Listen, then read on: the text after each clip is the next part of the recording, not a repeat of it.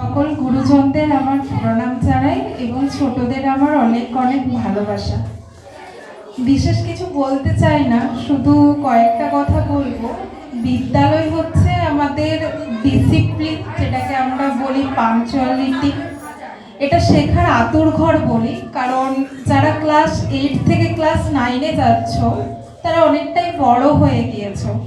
তারা অনেকটা সময়বর্তিতা, নিয়মাবর্তিতা, শৃঙ্খলে নিজেদের জীবনকে এগিয়ে নিয়ে গেছো।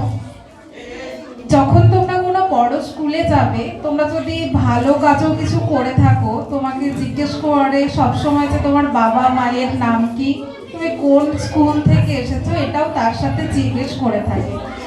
তো সবসময় চেষ্টা করবে যখনই যাই কিছু কাজ করবে, তো আফটার অল সেই এফেক্টটা তোমার বাবা মা এবং তোমার শিক্ষকদের নামেই আসবে। তাই আমাদের সবসময় চেষ্টা করতে হবে ভালো কিছু কাজ করার জন্য।